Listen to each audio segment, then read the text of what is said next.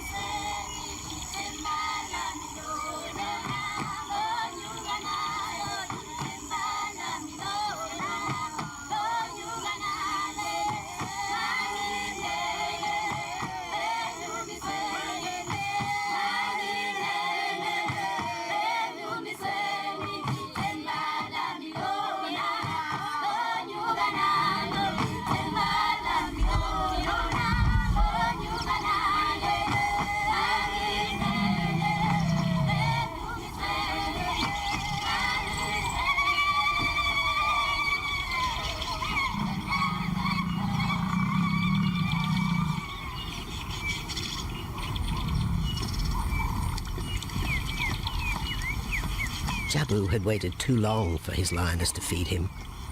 Overnight, his stealth carried him into the path of a careless zebra. The rest of the herd is still skittish. One animal had already lost his tail to a hungry pride, but for the dazed stallion, it was all over in seconds.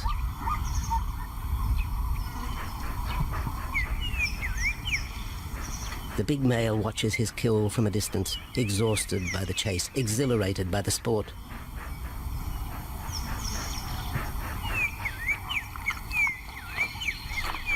Jabu will feast later. Tired from the hunt, he needs to rest.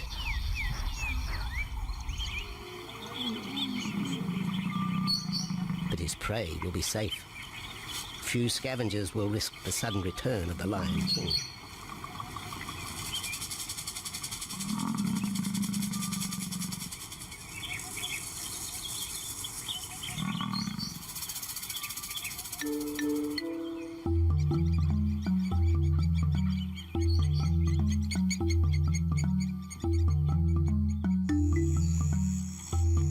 Zulu trackers follow the spoor of Nabamba's pride across Nziki Marsh. This vast tract of savanna is favoured by the lions in the dry air of winter, but it's a region also shared by Pinda's giraffe and white rhino population.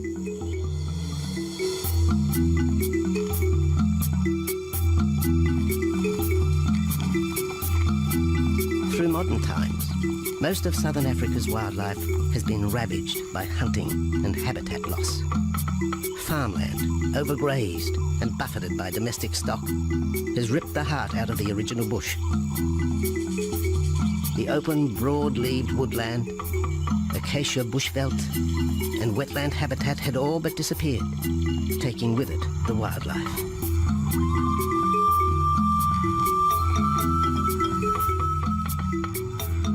A few years ago, the Pinda project was born. 17,000 hectares of farmland bought up in KwaZulu-Natal.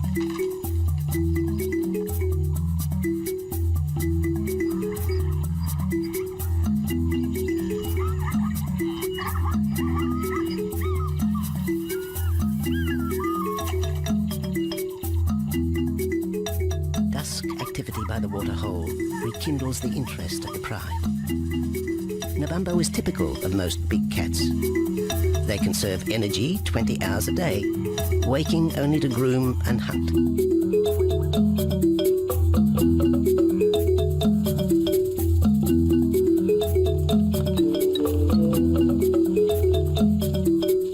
The lioness shows little sign of her injured leg, but the tusks of the warthog have torn sinew and muscle, slowing her in the pursuit of prey.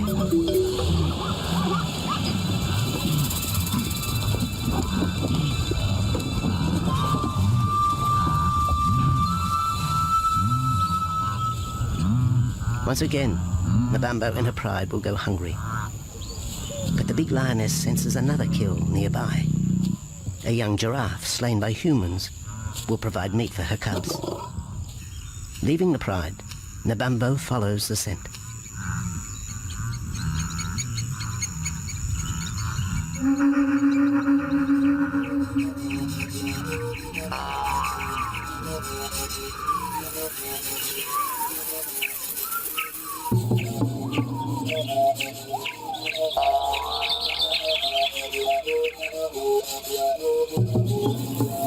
Left alone, the older cubs know the drill.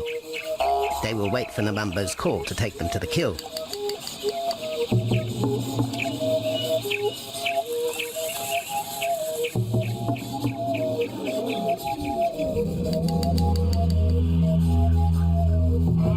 The day moves into shadow.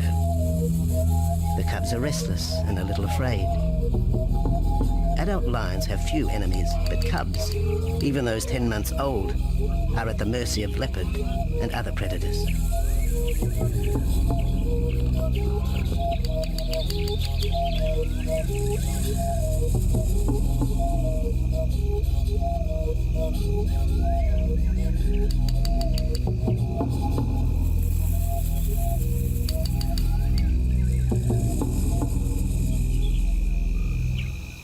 Nabambo has reached the kill, but her daughter is there first. Even though females hunt together, rivalry for the prey is fierce.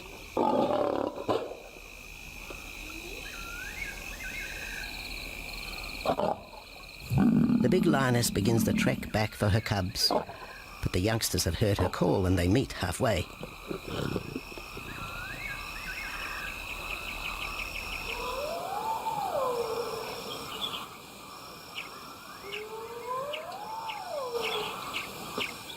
Nabambo settles herself in the long grass.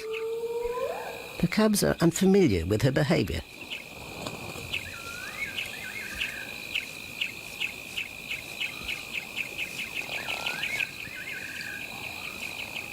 A female will usually head the charge with any kill, splitting the hide of the victim and leading the way for the pride to eat. But there is human scent around the giraffe, and the big lioness is cautious.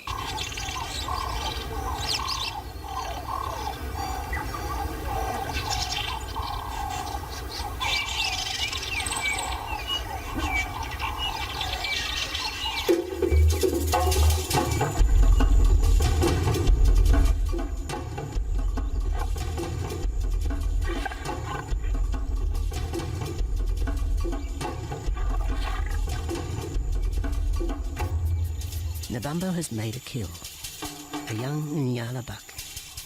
It's been 3 days since the pride has eaten, and this will provide meat for them all. But the lioness will eat first.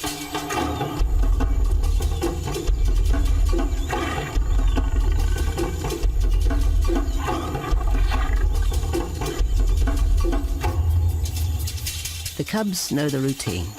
They will get their turn. But Nkosi is hungry. He creeps towards his mother. As the biggest of the cub,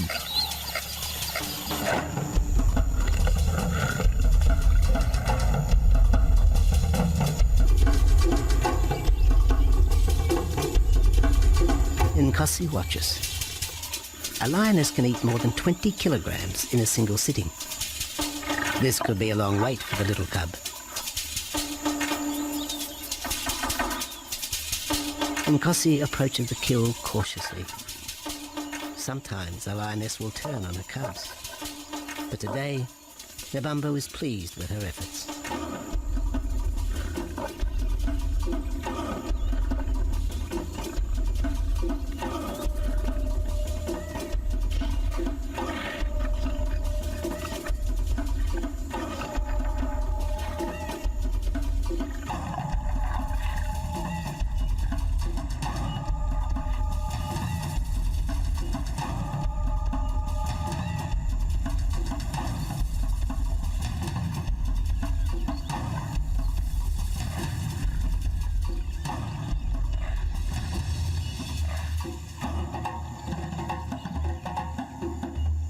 Nabambo has had her fill, for the moment anyway.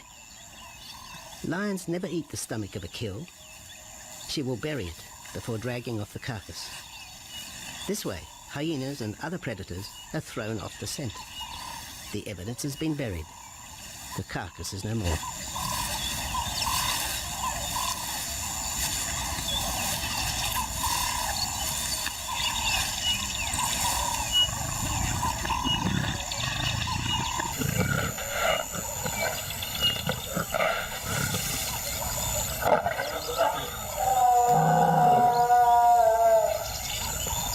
Nabambo's daughter hears the call It is the second this morning.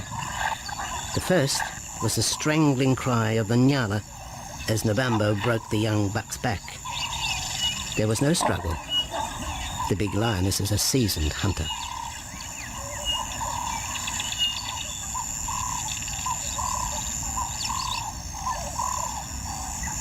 The rest of the pride will feast on the carcass after Nabambo retires.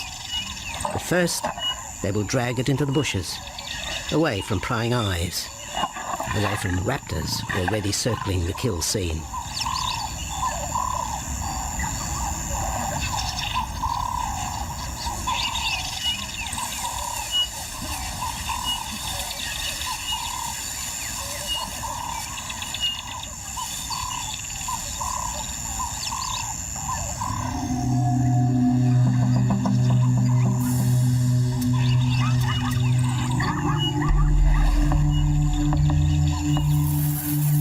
Has created a nervous edge.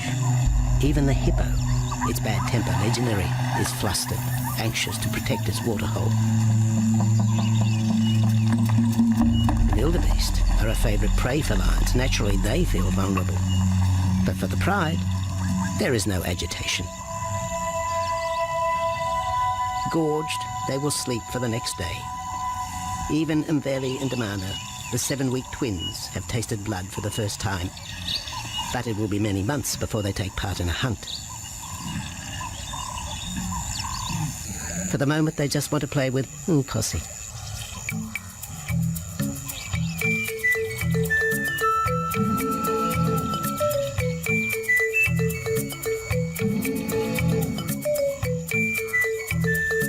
The older cub is beginning to take on the shaggy mane of the bigger males.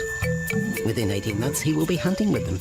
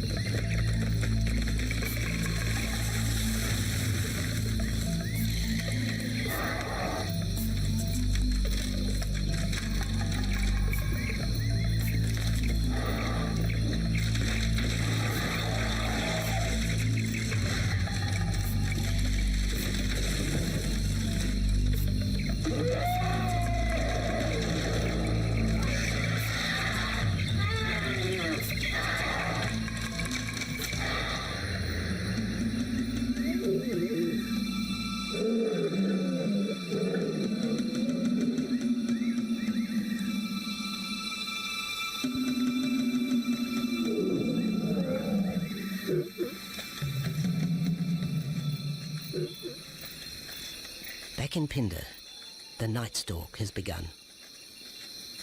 Nabambo keeps her cubs close. They're hungry, but tonight only Impala can be tracked down, a morsel for the lioness. Food is scarce at this time of year, so the pride's territory covers a large area. Lions can only afford to be territorial where there is a reliable supply of game.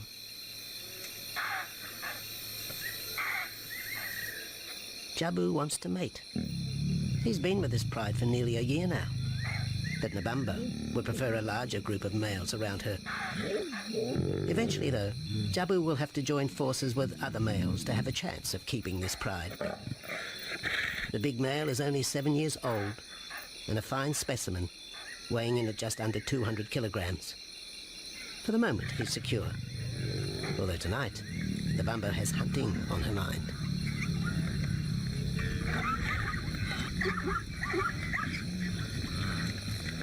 The cubs follow in the lioness's wake. If there is a kill, she will feed first. Often, weak cubs lose out to a hungry mother. High juvenile mortality rates are the result of lean times.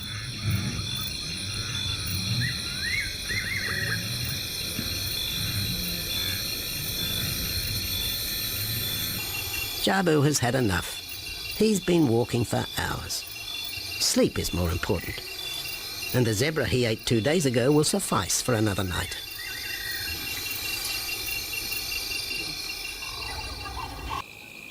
She watches her cubs, hidden, alert to any potential threat.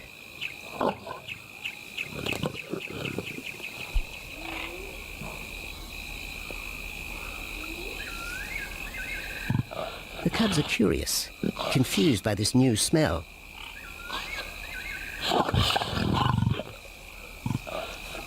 The lioness moves in for a final check, but she has already made up her mind. The carcass is tainted. There are foreign traces, a dangerous ambience. Instinct tells her this is not food fit for her cubs.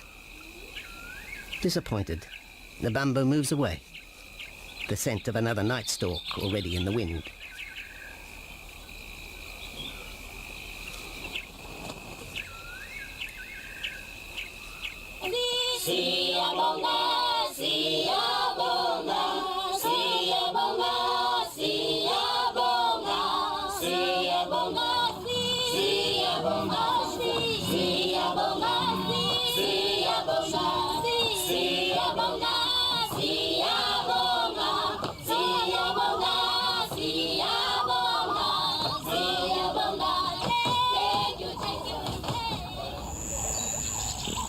After 2 days, Jabu has returned to his kill with another younger male.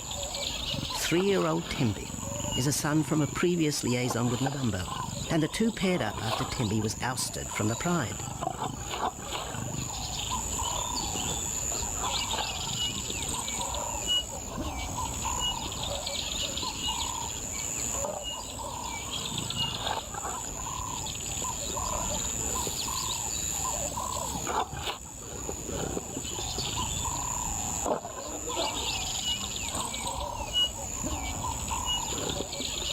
Pride males are lazy and will gladly let the females track down prey.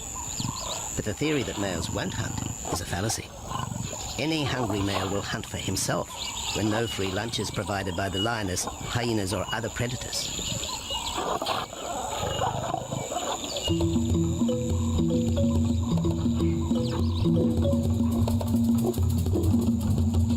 Smaller creatures scatter in the vicinity of the two lions. There will be no hunting for a while.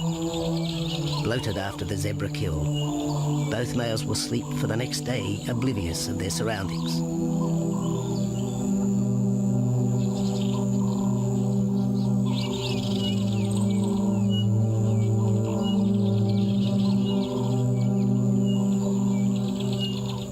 Lions hunting in pairs or groups have a success rate of around 30% in daylight, but studies show single hunters are more successful at night.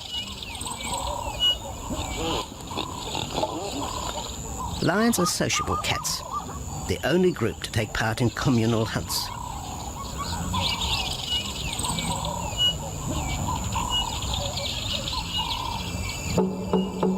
Ambush is an important part of the lion's strategy. Often one pride female will round up the prey from the front, driving it towards a second lioness.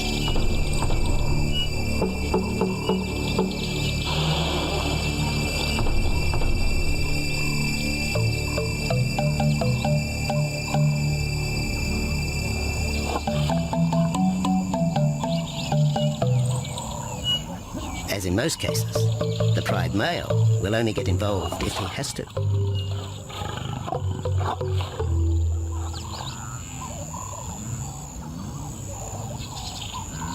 Accidents involving humans are rare in southern Africa's game reserves.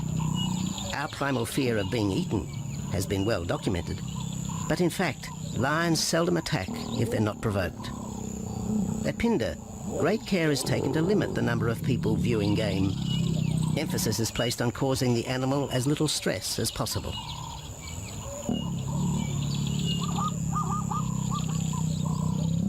Man isn't a part of their natural food source. Along South Africa's eastern seaboard. What followed was the largest game restocking program ever seen on the subcontinent.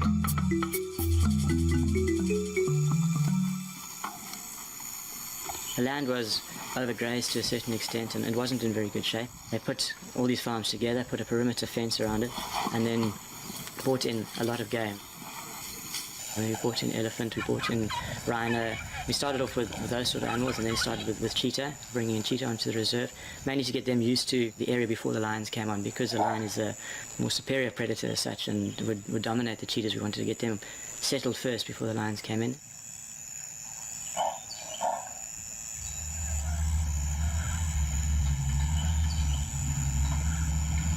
Andrew Lewis is habitat manager at Phinda, one of those committed to the restoration of southern Africa's ecosystem. Phinda is the Zulu word for return, and the aim of his company, Conservation Corporation Africa, is to return the land to its traditional wildlife and at the same time restore the habitat to its original state.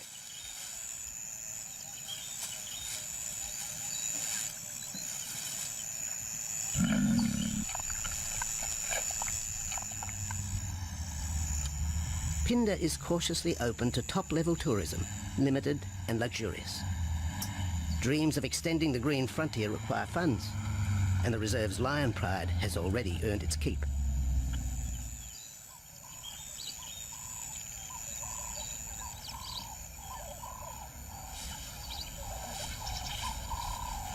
The lions on this property are actually generating revenue for the property through ecotourism, and that they are a benefit to the wildlife because of the draw card. There's a few animals, lions, elephants, for example, and rhinos, and possibly giraffes, but those are your main ones that people come to see.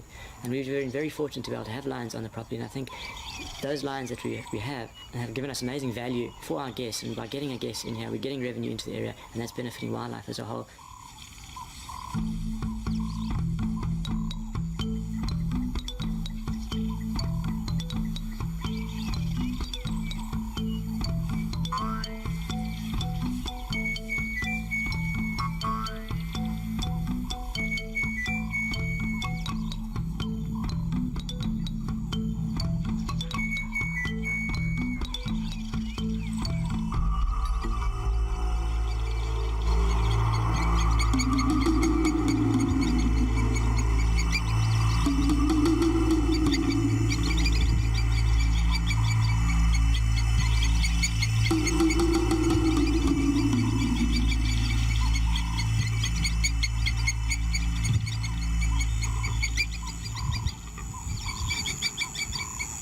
Jabu has returned to his kill. He licks the bloated carcass, but still there is no feeding. Lions will gloat over their prey, delaying the first bite until the meat ripens. For Jabu, the prospect of the meal is to be relished as much as the eventual feast.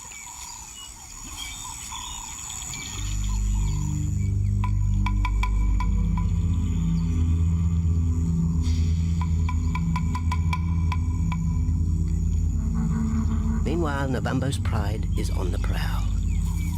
The older cubs are 10 months now, weaned, but still dependent upon Nabambo for food.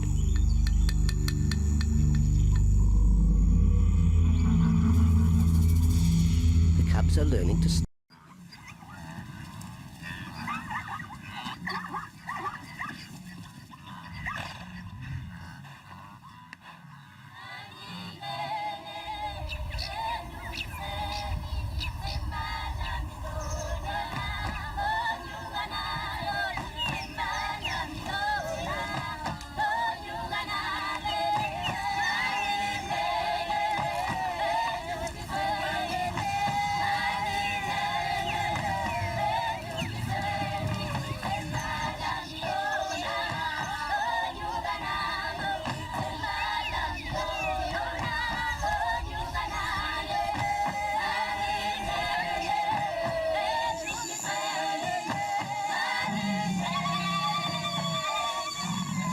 North Pride is on the move.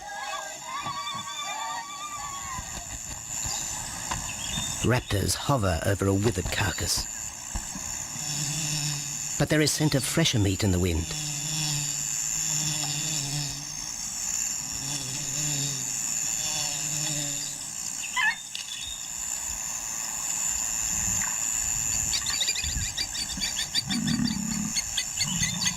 pickings have been slim for Nabamba's pride since her fight with a startled warthog.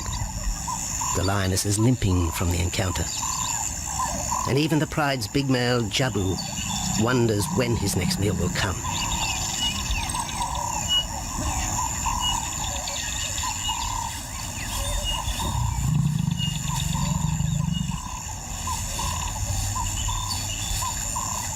There's been no kill for 3 days, and Nabamba's cubs are hungry. Survival is tough across this tawny continent, and for the lions of Pinda Reserve, etched into the heart of Zululand, only those with speed and cunning will eat.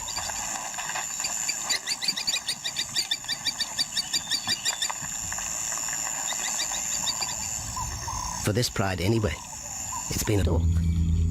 But they won't kill for another 6 months. Young male lions are usually ejected from the pride when they are about 2 years old. Fending for themselves, they form hunting groups with other isolated males. Nabambo's cubs aren't sure what to do with prey so close. But the lioness isn't far behind. Their time for hunting will come. Nabambo's 4-year-old daughter also lives with the pride. She is the mother of the group's youngest offspring, 7-week twins Umveli and Damana. The little cubs have been hidden since birth, and now stay close within the protective circle.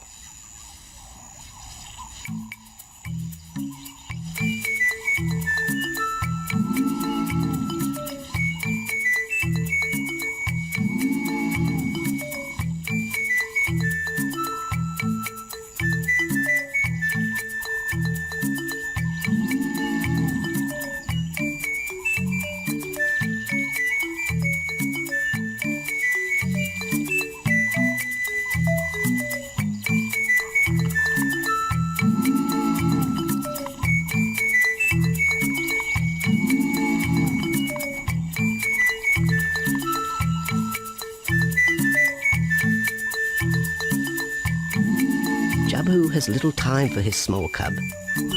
When he is older, Damana will hunt with his father, but for the moment, the big male has nothing to do with his young son. Dejected, the cub finds solace among his siblings.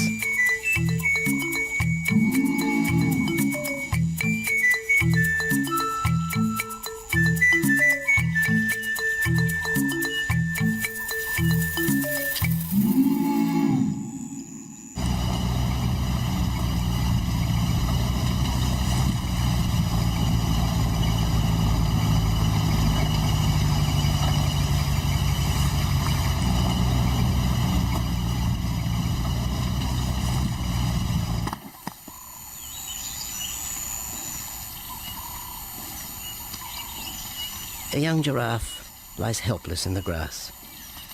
The animal's complicated vertebra means it is unable to rest its neck for any length of time. Lack of mobility means blood to the brain slows, leaving the animal disabled.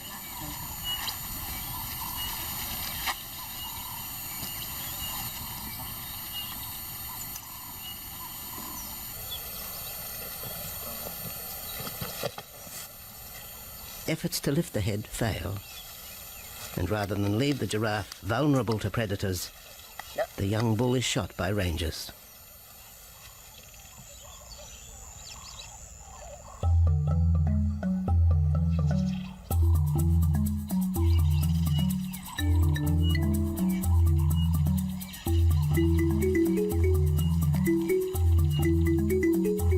Belt which had swept down the east coast.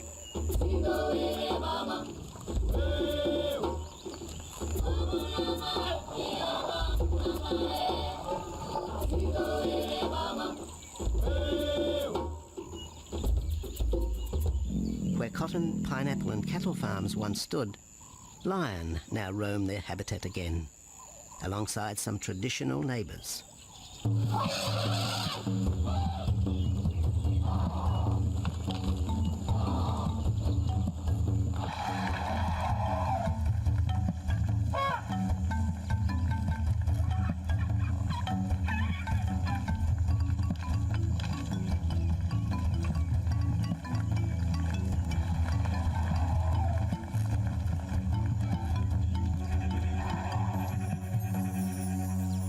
PINDA sees its responsibility to the region extending beyond restoration of habitat and wildlife.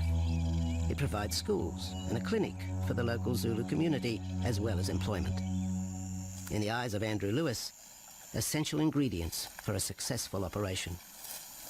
It's very important to involve the communities around your reserve because they have to benefit as well. There's no point in just taking land, get some investors to invest in it. But if you don't allow the people who are on the periphery of that reserve to benefit from it, you're going to have an immense problem with poaching, and they're going to cut your fences down, and you're just going to have an uphill battle.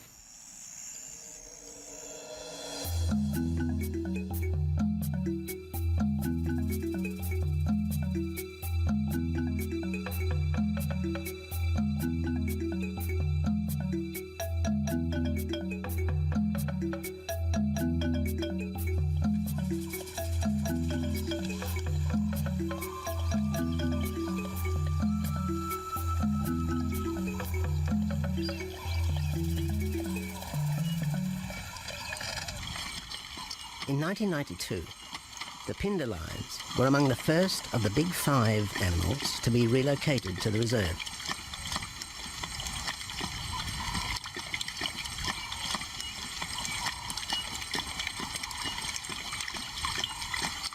The original pride came from the northern province of South Africa, a vast scrubby region flanked by the ragged Drakensberg Mountains near the Mozambique border.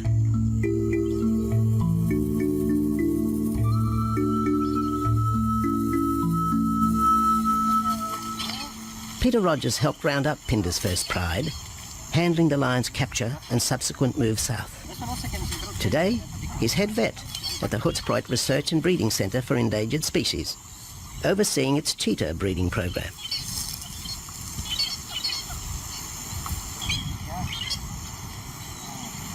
But it's the discovery of what's believed to be a long extinct strain of lion that has put Peter's centre on the map.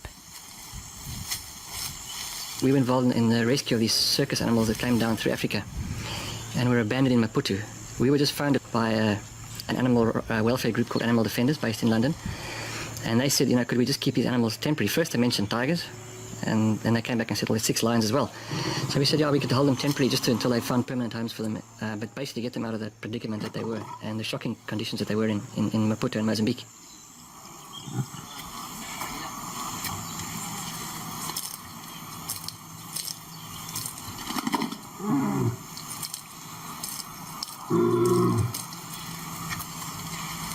When the lions arrived at the breeding centre, their size, pale colouring, and the male's thick black belly mane put them into the category of the Cape or Barbary lion, not seen in the wild since the early 1920s. A few still exist in captivity, and a male and female were brought to South Africa from an Italian zoo for breeding purposes. But attempts to mate Akef, the big male from the ill-fated Mozambique circus, with the Italian female are proving difficult.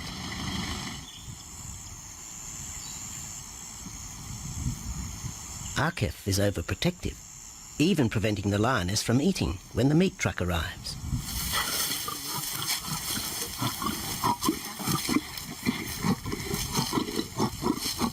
Finally, though, Sissy makes her breakthrough.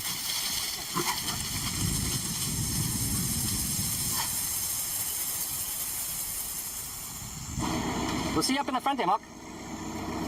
You're going to go to that sort of middle central area. Where are you going to go? In the next enclosure, Arturo, the Italian Barbary male, is about to be sedated. His attention to his sister Cece through the fence is hampering mating efforts, and Peter Rogers is keen to move the big male. He shoots the dart into Arturo's rump. Arturo has been sterilized, but while his breeding days are finished, he'll live out his days at the centre. 1.5 minutes now, so... His female companion, another Barbary from the Mozambique circus, is drawn away by the meat truck.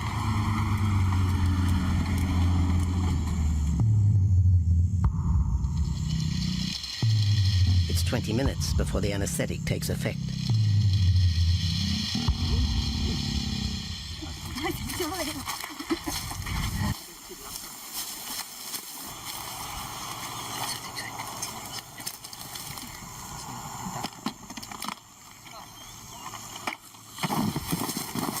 It's nice to be the supervisor. Slowly.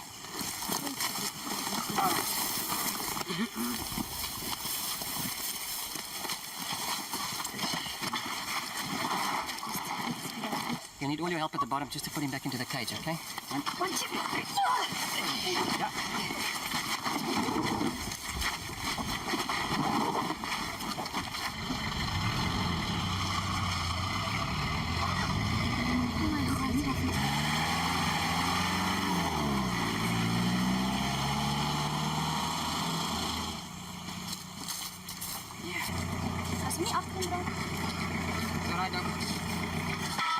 The anaesthetic gives Peter Rogers and his team a chance to check over the 12-year-old lion. He'll spend a few weeks in this cage before being returned to his enclosure for observation. I still want to inject him and everything, Mark.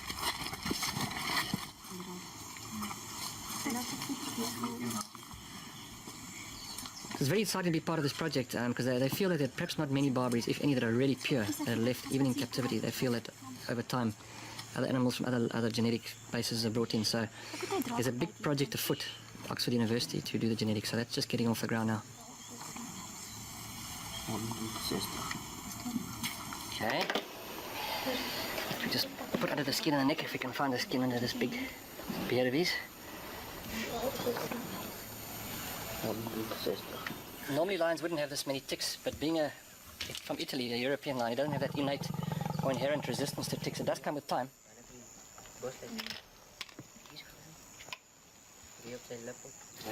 Like a bit of a bit like this. What we can do is put him in there and roll him over inside there. Immediate term now is to get these ones to breed. And we'll take it day by day from there and see how it goes. But the prime object initially was just to get these animals back into good health, and it's developed into something a lot bigger.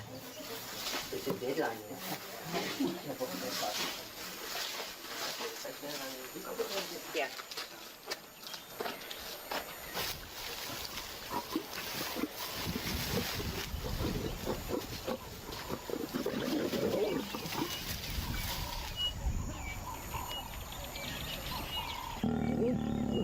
While the breeding centre's lions are healthy, it's not the case a few kilometres away in the Kruger National Park, where TB has ravaged half the population.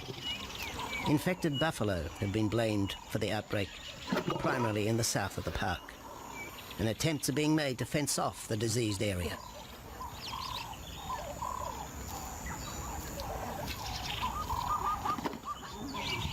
And the lions are preying on infected buffalo. Because it's an exotic disease, not an indigenous disease, the lions are totally naive and they've got no resistance to it. So it's a big problem. It's a very difficult decision to make as to what to do. It's a very topical and heated subject at the moment. Competing for his own pride. In the meantime, though, he has to contend with his young siblings.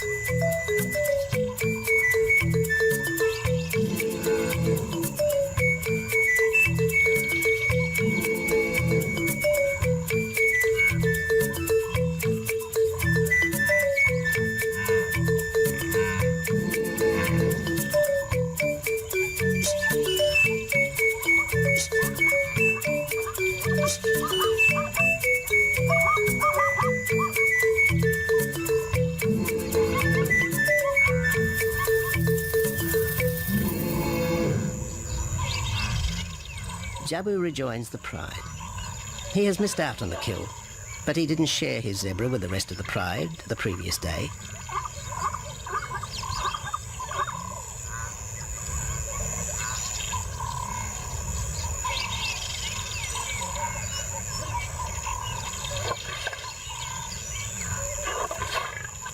A half-hearted attempt at mating, but the big lion's attention is drawn to a curious onlooker. With the pride so close, the giraffe won't be sitting for long. Drinking and sitting is when they are at their most vulnerable.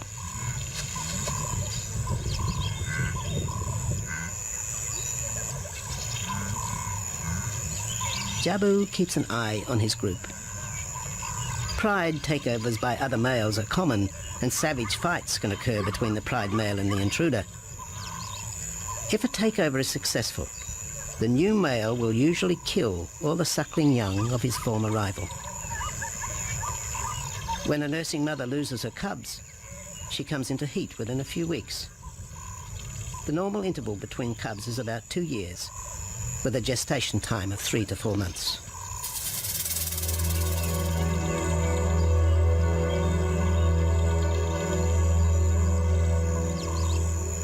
Jabu marks his territory, but it may soon be all in vain. A fresh infusion of lion genes is necessary to avoid the effects of long-term inbreeding. It's likely Jabu and his son Tembi will be swapped for males from another game reserve. This will broaden the bloodlines of future lions and avoid the genetic risks currently facing the pride at Phinda.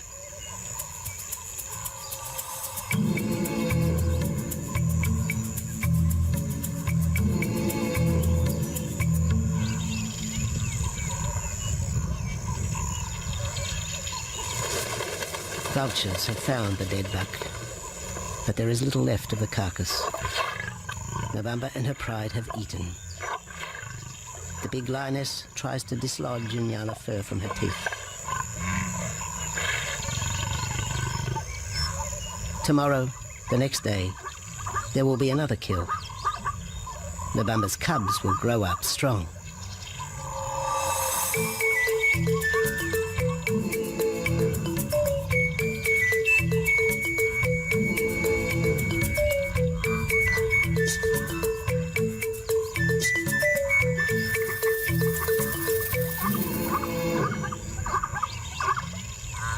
The lion is the greatest of all predators, the essence of all that is Africa.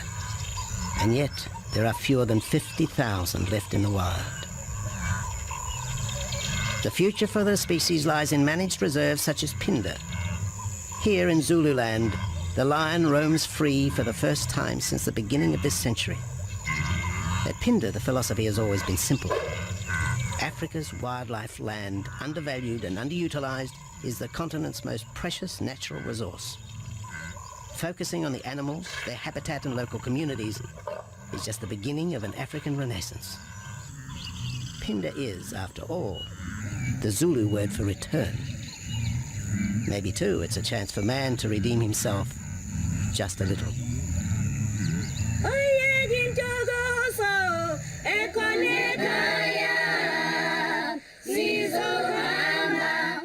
Hallelujah.